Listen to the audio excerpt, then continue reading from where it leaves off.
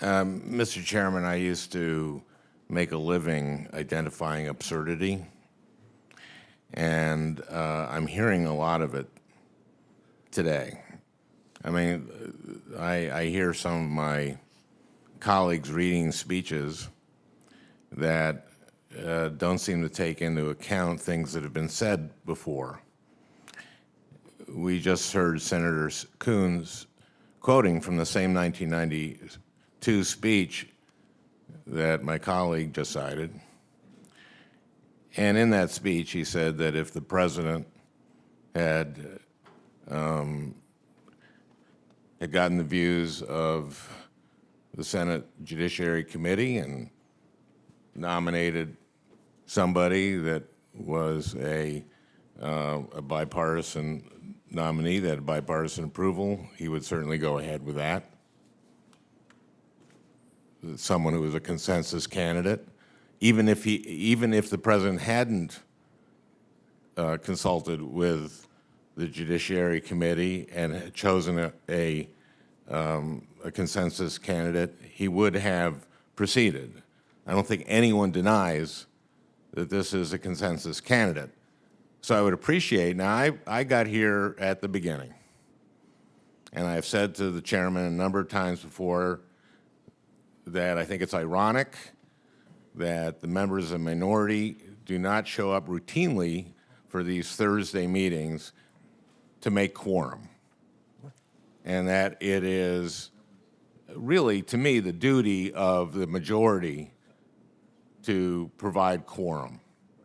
And I was here at the beginning of the meeting today, and so I'm going to take a little bit of time to talk about some of the absurdity that I'm hearing.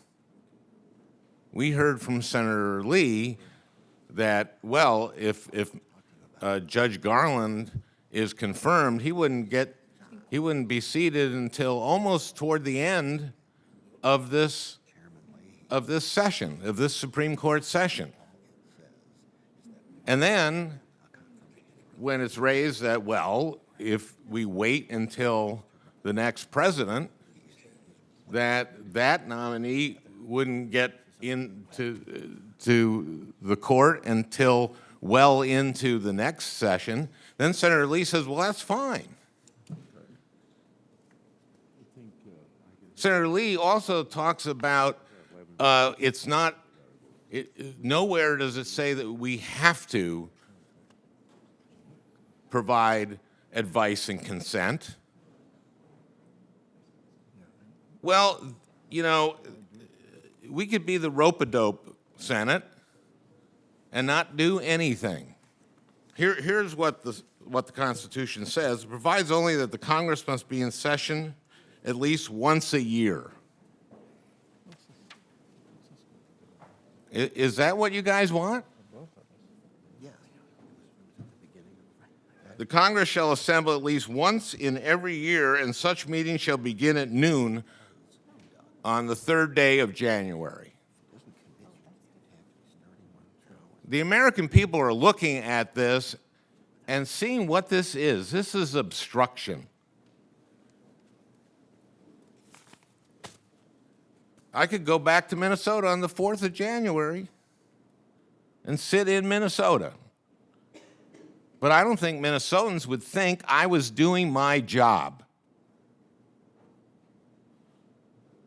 To misquote and to mischaracterize what now Vice President Biden said, even though we had a senator who just in this meeting today put that in context,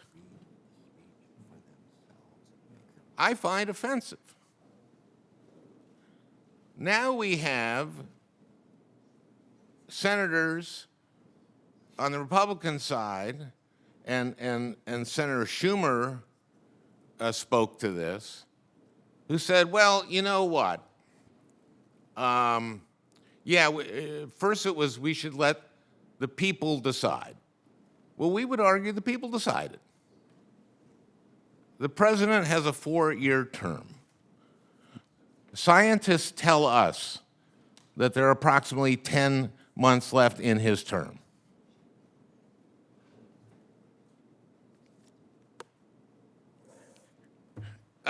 But then I hear, okay, let the people decide. So it should be, and the presidential election should decide. But then I hear colleagues from the other side saying, well, you know what? If the election goes the wrong way, I'd be happy to consider this nomination during the lame duck. How absurd is that? So it's let the people decide unless they decide on Hillary Clinton, in which case let us decide. Do you guys talk to each other? That's what I want to know. I just hear such contradictory stuff coming out from your side. The American people know exactly what this is. This is just underscoring the obstruction that we have seen since this president came to Washington. And it's been no secret. The House getting together and saying, we are not going to vote for anything. The Senate Majority Leader saying our number one goal is to see this as a one-term president. This has never happened before. We have been holding hearings for a century for nominees to the Supreme Court. Yes, there have been nominees that haven't gotten, for lower courts that haven't gotten their hearing. And for the Supreme Court as well. Harriet Miers? Who are we talking about? How about Robert Bork, one of the greatest legal minds we've had? I believe Robert Bork had hearings. And a vote. He didn't have any. And even after President Reagan's administration was urging him to withdraw his name, and even after he had failed to get a majority in the committee, the Democrats made sure he was allowed to have a vote on the Senate floor, and a number of Republicans voted against him. Some Democrats voted for him, but he had his vote. The point is I just said, I have a tremendous respect for Senator Hatch. I do. And you are a friend, sir. For you, But when I'm saying, listen, I was in the job of identifying absurdity during Judge Bork's hearings. And so for you to say to me that Judge Bork didn't get hearings, I don't know what I was watching.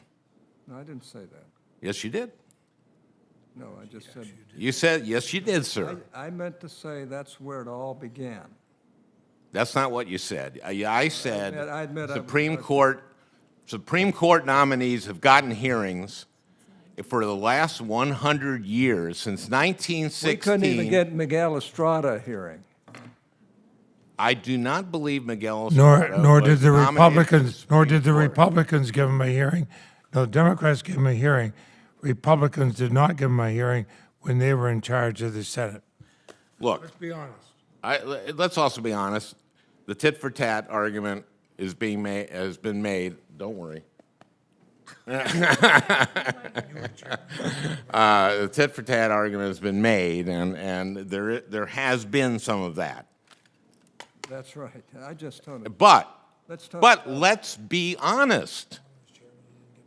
Let's at least be honest while we're talking about this stuff. You can't say, I want the people to decide, wait for the next president. Oh, wait a minute. If we lose the election, then we'll vote for this guy. Then we'll have this. Will you at least admit to me that is contradictory? If I was in your shoes, I'd be saying, oh, well, that's wonderful. At least you're going to vote for this nominee, one way or the other. No, that's it's the case. double talk. Don't you see that as double talk? No. Can't you see that? You cannot see that. You cannot see that to say, let the people decide so that the next, forgetting that the people have decided, that the President of the United States is the one who makes the nomination and we do advise and consent.